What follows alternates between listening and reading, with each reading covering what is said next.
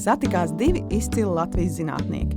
Vjačeslavs Kščejevs teica, telpa un laiks ir matemātiskas dimensijas fizikālo ķermeņu sakārtojumu uzskaitei. Taču Jurģis Šķilters atbildēja, telpa ir vieta, kur dzīvojam, kur uztveram viens otru, savas mājas, pilsētu un zemi. Katram sava taisnība. Nosprieda, ka jāorganizē pētījums, kas ir mūsu uztveres, emociju un zināšanu telpa. Gaismas pils korē notika lekcija, lai ievadītu jūs pētījumā. Tas, kā mēs raugāmies uz Latviju no eksakto un no cilvēku zinātņu nosacītu perspektīvas, tās ir divas sastatāmas, divas ļoti saistošas perspektīvas par vienu un to pašu. Gan valoda, gan cilvēki, gan zeme, gan vieta. Tikai tas, kādās telpās šīs dažādi veidi, kā mēs domājam par Latviju, izvietojas, par to arī būs mūsu šodienas stāsts. Nu, man, protams, kā fiziķim, kā tādu taustāmu, tādu eksakt izmērāmo zinātņu pārstāvim, nu, ļoti vienkārši un tāda saprotama šķiet atbildi par vietu. Ja tā ir vieta, tad tā vieta ir kaut kādā fizikālā telpā. Vieta ir kaut kas, kur var nonākt. Pareizi. Nu, tur viens var aizbraukt. Ja? Ir kaut kāds aprobežots apgabals fizikālajā telpā. Nu, lūk, un kā jūs domājat, kas ir telpa priekš mums tādiem fiziķiem, kur sākas idejas, simboli, zīmes, valodas, tur es uzreiz apjuku un tā, turos drošāk pie Jurģa. Bet tāda telpa, kura ir platums, augstums, garums, kā jūs viņu nofiksēt? Kā jūs pateikt, kas ir telpa? 3 dimensijas. 3 dimensijas. Kas ir dimensija? Kas ir dimensija? Ļoti labi. Jau var kaut ko sadalīt 3 daļās. Ja? 3 dimensija apkopojas. Kas ir dimensija? Platums, dziļums. Nu, pieņemsim, kur jums labāk patīk. Kura dimensija ir faršāka? Platuma dimensija, augstuma dimensija? Augstuma dimensija, ja? Augstuma dimensija. Ja? Parasti mēs ko zīmē? Augstums, ja? Uz augšu. Viena dimensija. Bet kas ir tas, ko es esmu uzzīmējis?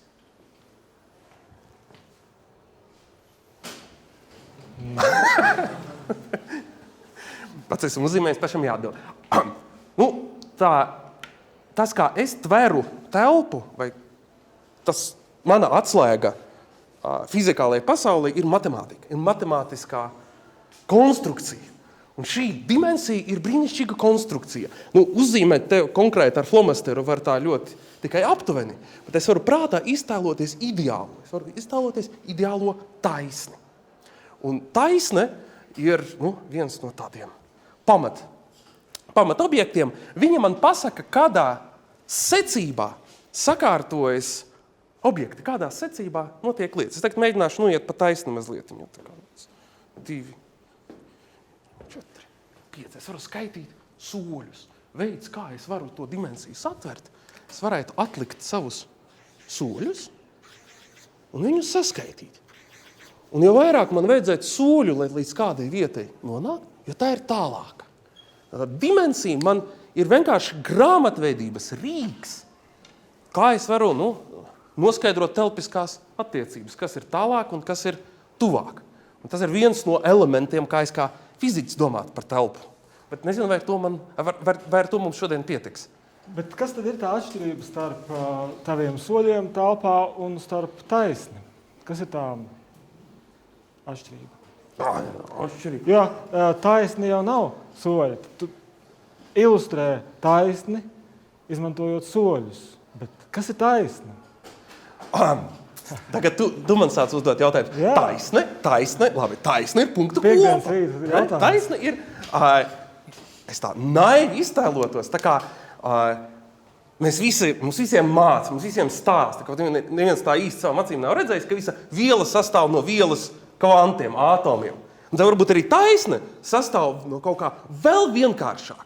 No vēl vienkāršākiem matemātiskiem kvantiem. Varbūt taisne sastāv no punktiem, tikai viņi ir tik ļoti daudz, ka es te visus nevaru tā īsti, klausieties, šausmīgi daudz. Es visus mēģinātu saskaitīt, es droši vien tur pie paša sākuma arī paliktu, bet es varu iztēloties taisni kā punktu kopu. Un patiesībā šī ir tā, varbūt tāda pati fundamentālākā ideja, kas vieno gan matemātiku ar viņas pielietojumu eksaktajā zinātnēs, gan matemātiku viņas pielietojumu kognitīvajā zinātnēs kopā. Un tā ir arī viena atbilde tam, ko mēs bijām pateikuši. Mēs pateikuši, ka Latvija ir visi cilvēki. Tātad Latvija ir kopa, kas sastāv no tiem, kas tajā Latvijā dzīvo. Un bez tām attiecībām starp veselo un daļām mēs īsti nevaram satvert. Mēs nevaram ignorēt to, ka viņa katram ir īpaša, katram ir individuālā, tai pašā laikā tikai viens cilvēks, viņš Latviju neveidos. Bet, Slav, saki, kā tā, mēs neviens neesam redzējuši punktu. Mēs punktu varam priekšstatīt. Mēs neviens neesam turējuši rokās punktu. Tas ir kaut kas tāds, ko mēs matemātikā izmantojam kā abstrakciju. Tas tāds kā atoms. Vai kāds ir turējis rokās atomu? Kāds viņš izskatās? Viņš ir mīksts, viņš ir pūkains, viņš ir ciets. Slava, kāds ir tās atoms? Maziņš, jā, okei. Tātad atoms maziņš. Un tātad punktu. Kāds ir punkts? Mēs neuztveram punktus, tāpēc, ka mēs neuztveram atomus. Un tad mēs nonākam pie tā, ka kognitīvās zinātnes darbojās ar tām visām lietām, ko mēs varam uztvert.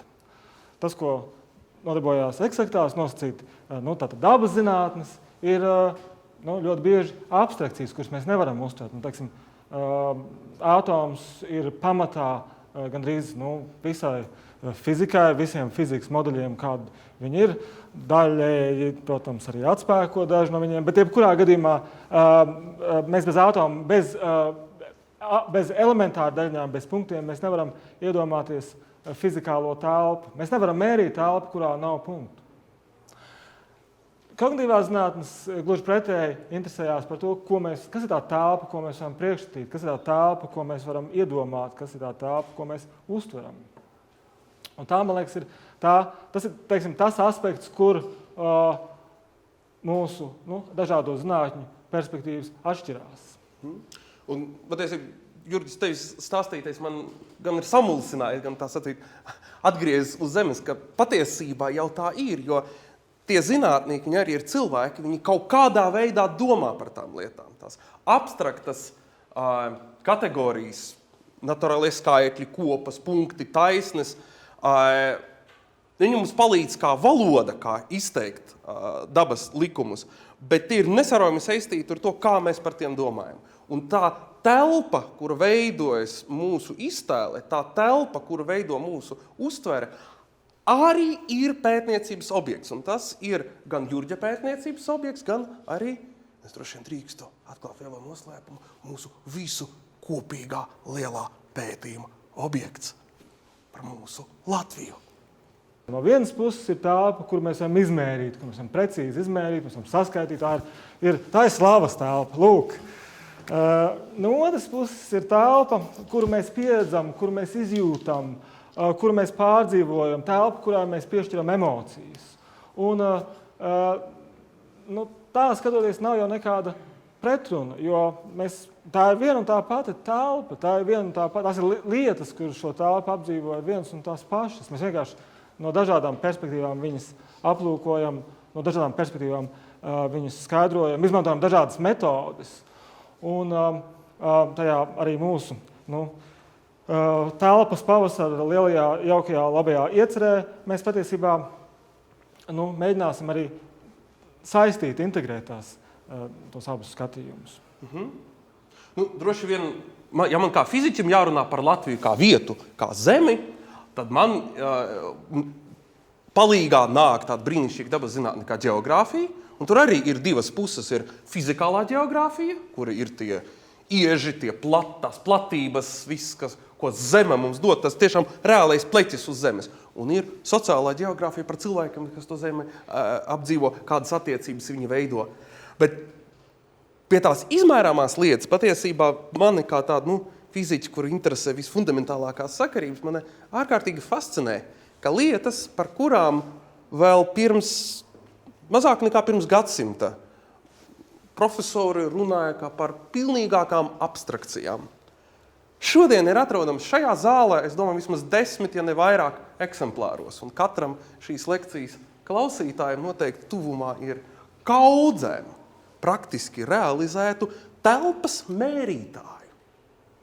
Telpas mērītāju, ar kuriem mēs varam apstaigāt, piemēram, Latvijas robežu, apskaut viņu, ja, un ļoti, ļoti precīzi uzzīmēt fizikālo karti, fizikālo kontūru. Kā mūsdienās ģeogrāfi strādā? Kā es varu uzzināt savas zemes to lokāciju tajā fizikālajā telpā? Baigi garais uzvedošais jautājums. Ir kādi varianti? Kas ir tā? Tehnoloģija. Katram kabatās. Man nav kabatās, man ir uz galda, tev liekam kabatā nolikt. Ja? Ir. Navigācija, visas tās lietas, ko mēs... Navigācija. Ļoti labi. Kas ir navigācija? No satelītiem... Es domāju, labāk jūs varētu paskaidrot. Labi, ir izskatās, ka šeit ir atdod ļoti labi navigācija. Ceļa atrašana telpā, bet kā? GPS, globālās pozicionēšanas sistēma. Globālās pozicionēšanas sistēma. Skan ļoti gudri, cēli un tiešām ļoti noderīgi. Paldies! Mūsdienu navigācijas rīks, ja? Tad ne pēc zvaigžņiem, kuras lietainajā laikā nevar redzēt. Tas, ko es biju vedinājis, tiešām ir globāla pozicionēšanas sistēma. Tur atsevišķi lielais stāsts, kā viņi strādā, bet kas mani fascinē, tas, uz ko es esmu uzvedinājis, ir divas lietas. Viena, ka tas devējs patiesība, tas uztvērējs, kas ir katrā GPS ierīcē, viņš uztver signālus no pavadoņiem, no satelītiem. Un tas, ko viņš mēra primāri, viņš mēra laiku. Viņš mēra laiku, kādu laiku vajadzēja, lai nonāk no katra no dažādiem pavadoņiem, kura orbītas ir ļoti labi zināmas, labi izrēķinātas, un caur laika mērīšanu nonāk līdz absolūtai pozīcijai telpā. Un tā ideja, par kuru es biju runājis, kura bija ilgstošus gadus fizikā, tīrākā abstrakcija, varbūt teorētiskās fizikas lielākais sasniegums, tā ir īpaša saikne, kas pastāv starp laiku un telpu, un tas, kā šo saikni ietekmē zemes tuvums, kā to ietekmē gravitācija. Es runāju par Einsteina vispārīgo relativitātes teoriju, kura liek pulksteņam uz tiem pavadoņiem ritēt mazliet savādāk nekā pulksteņam šeit uz zemes.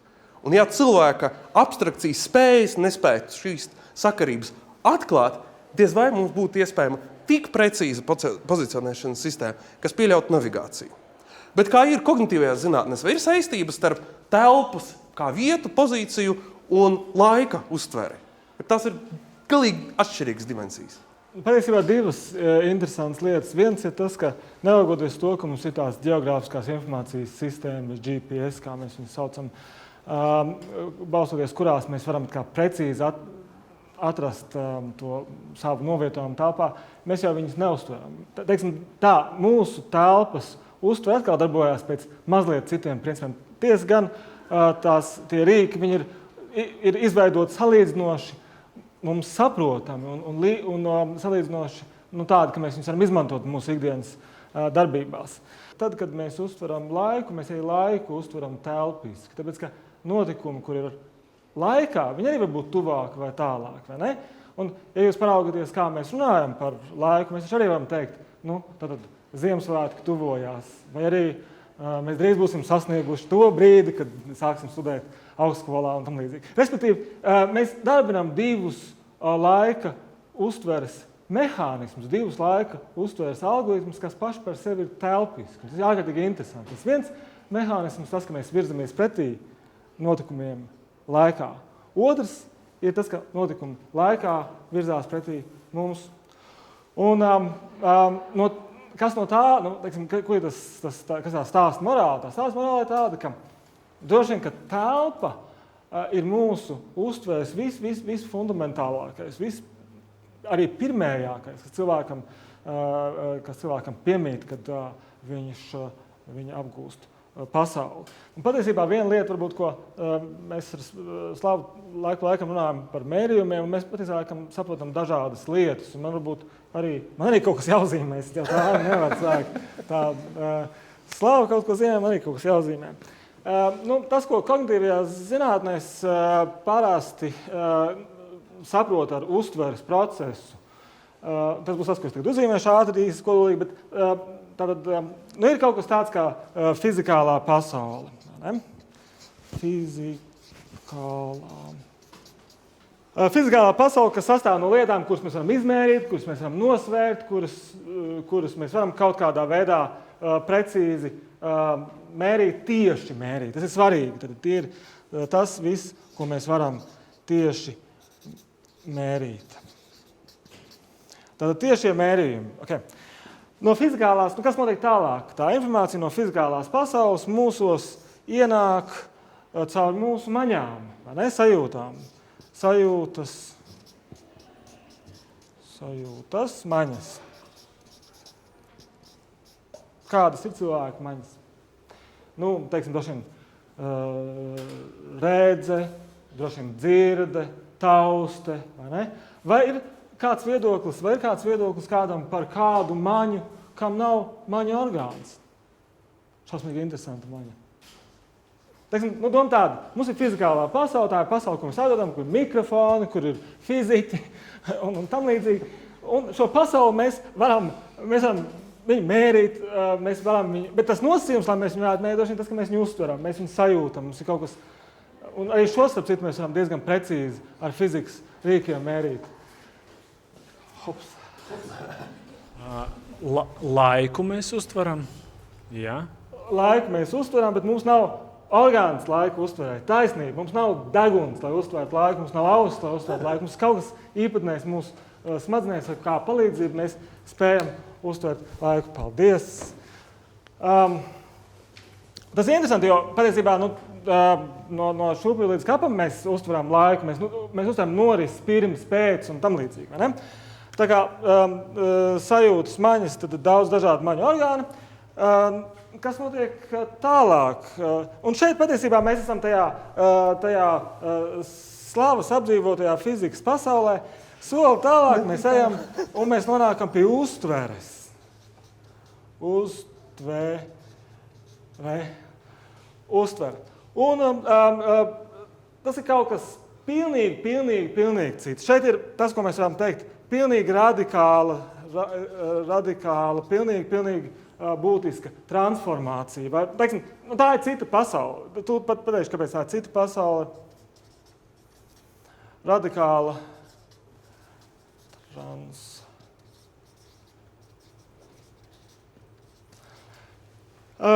piemēram, iedomāsimies, labs piemērs laiks. Iedomāsimies, ir kāda interesanta norise, un jūs esat interesantā, teiksim, filmā, un šī filma, teiksim, viņa stundas gara. Tas objektīvais fizikas mērāmais laiks, iedomāsimies, ka ir 1 stunda.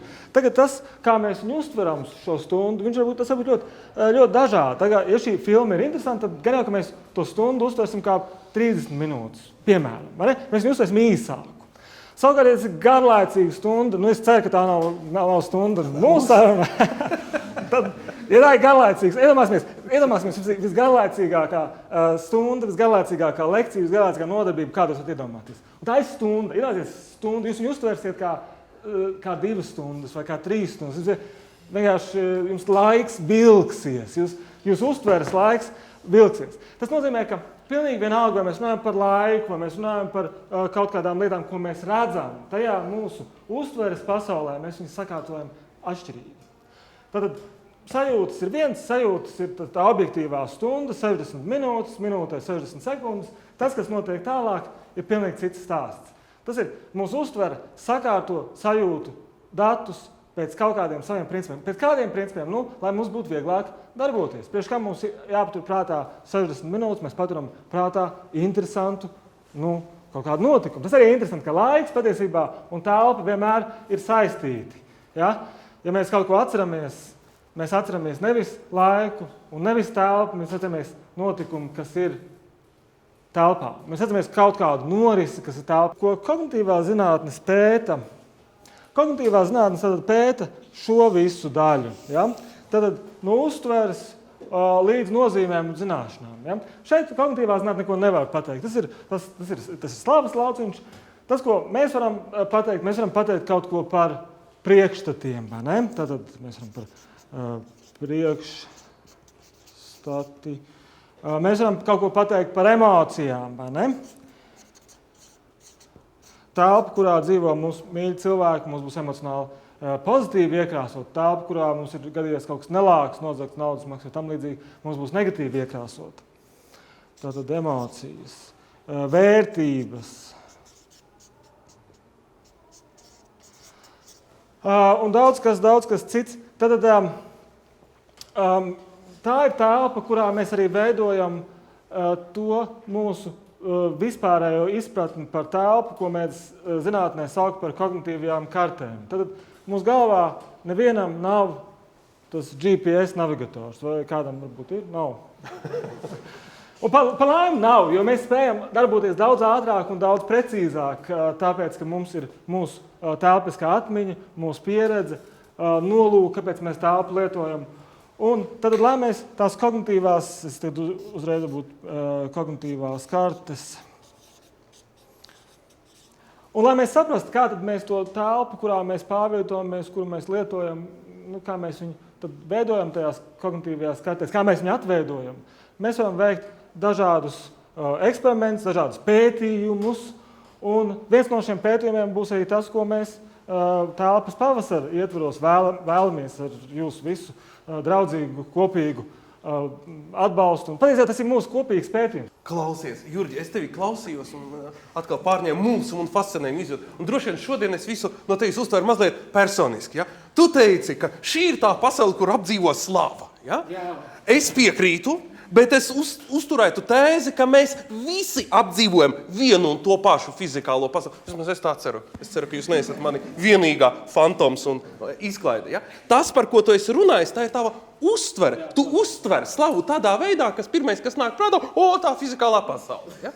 Lūk. Bet tā uztvere mums katram var būt ļoti, ļoti atšķirīga. Un tas, kas mani absolūti fascinēja tajā brīdī, kad Jurģis un Žaneta man pastāstīja par telpas pavasari, es sapratu, cik tā ir unikāla iespēja. Paņemt to Latviju, fizikālo Latviju, to kur ir 1837 kilometri apkārt, un saprast, ka tajā vietā, kur dzīvo visi vienotā zemē cilvēki, kāda katram no mums ir tā uztveres karte. Katram no mums viņa būs absolūti unikāla. Mana māja ir mana māja. Mans novads, mana vide ir mana vide, man tuvie cilvēki. Un šeit ir tas tilts, kuru kognitīvās zinātnes mums ļauj izbūvēt, no šī tādas vienkārši salikuma, vienkārši buķetes, saprast, kas ir raksturīgais, kas ir kopīgais, kas ir tipiskais, ko var teikt par visu Latviju, ko var pateikt par konkrētu novadu. Un šis ir vēl, ja es pareizi Jurģi saprotu, tāds bezprecedenta pētījums pasaules zinātnē. Mēs esam viens un tās pašas pasaules daļa.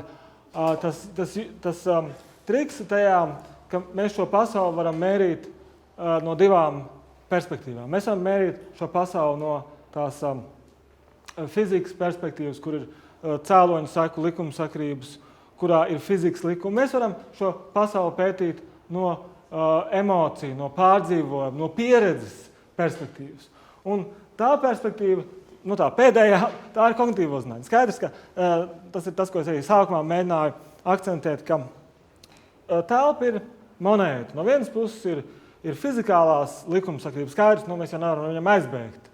Tā ir pasaule, kurā mēs dzīvojam, un tā ir telpa, kuru mēs apdzīvojam, bet no otras puses ir mūsu emocijas, pārliecības, vērtības, principi, kas veido to citu perspektīvu, monētas otru pusi. Zini, man liekas, šī ir tāda atziņa, kura it kā šķiet vienkārši, ja? Ka telpu veido divas puses, bet man liekas, tam ir ļoti praktiskas sekas. Ja es domāju par telpu, kurā es dzīvoju, es domāju par to vidi, kas man ir apkārt. Tas, kā es uztveru savu vidi, ietekmē to, kā es tajā vidē rīkošos. Un mēs nevarēsim nekad sakārtot mūsu fizikālo vidi, mēs visu iztīrīt, visu apzaļumot, ja mūsu attieksmē tas būs kaut kas svešs. Es gribu, lai manas mājas ir skaistas. Kāda sveša vai tāda negatīvi nokrāsota vieta, diez vai man būs svarīga. Un tad ir jautājums, teiksim, par to pašu mežu, kurā mēs aiziet visi kopā. Ja tur ir piemēslots, kāda man ir izjūta, kāda man emocija veidojas. Ja man ir viena alga, man var stāstīt, cik grib, cik ir svarīgi, ka mums ir jauka, sakārtot vidi, ja tā nav mana, ja mums nav izveidojusies tā kopīga uztvere, kopīga sajūta. Tā kā, kad tās eksaktās zinātnes nonāk praksē, ir ārkārtīgi svarīgi, lai mēs padomājam par to otro monētas pusi. Kopīgiem spēkiem, es ticu, mēs spēsim radīt tādu atbildi par to, kas mēs esam Latvijā, kura vēl nekad nav satverta. Un šim pētījumam, un tur ir tā unikāla lieta, kādēļ es arī stājos ierindniekos un noteikti pildīšu, zīmēšu kartes un pildīšu instrukcijas, katram dalībniekam būs iespēja būt par līdzautoru šajā unikālajā pētījumā. Un jo vairāk mums ir līdzautoru, jo vairāk mēs aptveram Latviju, jo pilnvērtīgāki un nozīmīgāki ir tie dati. Un katram no jums ir iespēja pasaules vadošā zinātnieka vadībā būt līdzautoram pētījumā. Tā pētījuma gan darītājam, gan arī kaut kādā ziņā objektam, ka tā ir tā jūsu unikālā daļa, jūsu unikālā uztveres karte, ko mēs varam ielikt kopējā bildē. Lielā jēga šim pētījumam ir saprast, kas ir tā Latvija, kādu mēs viņu uztveram, kādu mēs viņu iekrāsojam emocijās, kādu mēs viņu redzam no savas vērtību bagāžas, katram jums ir savādāk. Lai saprastu, kas ir tā uztveres Latvija, mūsu pieredzes Latvija, mūsu sajūtu Latvija, mēs šī pētījuma gaitā izdarīsim 3 lietas. Pirmkārt, tas uzdevums būs uzzīmēt Latviju, uzzīmēt karti, kurā jūs zīmējat sevi un Latviju. Ja? Tas ir pirmā lieta, ko mēs darīsim. Tātad karte, kurā esat jūs un Latvija. Un jūs kartē arī atzīmējat sev nozīmīgas vietas un pierakstat skaitli 1 pie tā objekta, ko jūs sākat zīmēt. Ja? Ko jūs izdarāt? Jūs uzzīmējat Latviju, jūs piekabināt sevi, kur jūs redzat vienalga vai kustiņu vai ķeksīti, un jūs pieliekat ciparu 1 tam objektam, ko jūs sākat zīmēt. Vienalga, tas ir jūsu mājas vai tas ir kaut kas cits. Tā ir viena liela lieta. Otra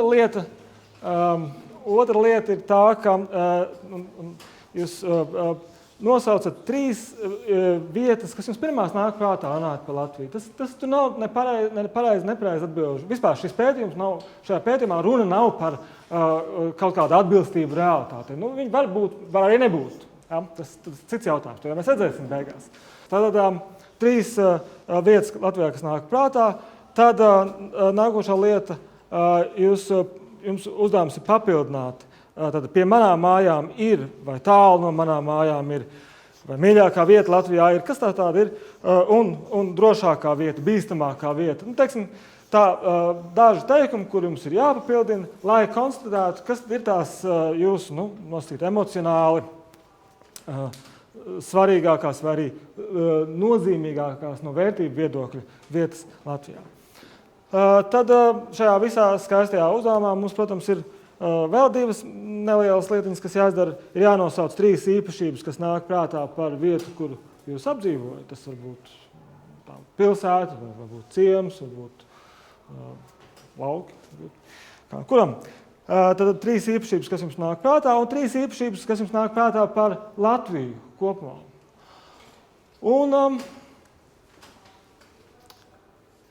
Un tas arī patiesībā tātad 3 īpašības par savu vietu un 3 īpašības par Latviju kopumā. Un visbeidzot, tad pāris tāda tīri tehniski rakstura informācija, tad vecums, dzimums, arī cik ilgi dzīvojat pašreizējā vietā, vai bieži ceļojat ārpus Latvijas. Un pāris šāda veida jautājumu. Šis ir tas dalībnieka kvants. Un jūs aicināti gan katrs piedalīties, gan iedot šādas anketas sev tuvējiem cilvēkiem no citām paudzēm, lai mēs varam salīdzināt, kā Latviju uztver šodienas jaunieši, kā Latviju uztver šodienas ne tik ļoti jaunieši, kā Latviju uztver cilvēki, kuri ir dzīvojuši dažādos Latvijas vēstures periodos. Tā kā izmantojiet iespēju pēc iespējas pilnīgāku ainu uzzīmēt. Tikai jūs esat tā atslēga, jūs esat tas ankurs savā vietā, savam mājām, savam ciemam, lai arī viņu pieredze, uztvere un domas par Latviju ieplūst mūsu kopīgajā ainā. Tā kā viens no telpas pavasara izaicinājumiem ir ne tikai piedalīties pašam, bet arī aicināt visus sev tuvos, mīļos, varbūt arī tālos, varbūt arī visu ciemu vai visu skolu, iesūtīt mums datus. Mums būs izaicinājums tik galā, bet priekš tā jau mums ir labākie speciālisti pasaulē.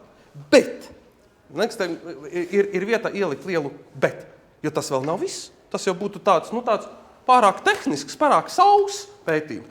Un te es gribētu oponēt tavai tēzei par to. Man liekas, varbūt es te esmu pārpratis. Ja? Varbūt tā ir bijis veiksmīga provokācija, bet man kaut kā tā izklausījās, kā lietas, kuras nekādā, man liekas, galīgi nav tajā manā fizikālajā pasaulē. Ja?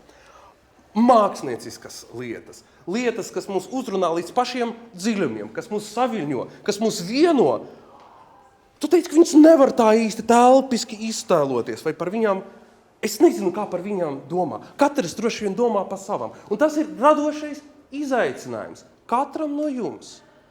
Atrast māksliniecisku veidu caur to talantu. Un tā māksla var būt ļoti plaša. Tā var būt māksla dziedāšana, dejošana, zīmēšana, matemātika, fizikā, jo tās arī ir māksla kognitīvajās zinātnēs. Bet pārsteidziet mūs. Un šis ir radošais uzdevums, kurš tiešā veidā neies pētījumā, bet tā ir jūsu iespēja iegūt ceļazīmi uz telpas pavasara radošajām nometnēm. Jo mēs gribam redzēt arī jūs unikālus, jūsu personības, jūsu radošās izpausmes. Jo atcerēsimies, ka nevelti mums ar Jurģi ir šīs nozīmītas, un tas uzdevums, kuru mums ir devis Imants Ziedonis, par ko Žanete ir ļoti daudz stāstījis, stāstot par Ziedoņa muzeja koncepciju, viņa galvenais aicinājums ir pamodināt apmeklētājus jaunradi. Jūs visi arī esat Ziedoņa muzeja, gan dalībnieki, caur pētījumu. Jūs veidojat eksponātu, bet mēs esam pilnīgi pārliecināti, ka mēs būsim ļoti pārsteigti, vērtējot jūsu darbiņus, un būsim ļoti pagodināti, satiekot jūs klātienu telpas pavasara radošajās nometnēs. Brauksim uz nometnēm? Brauksim.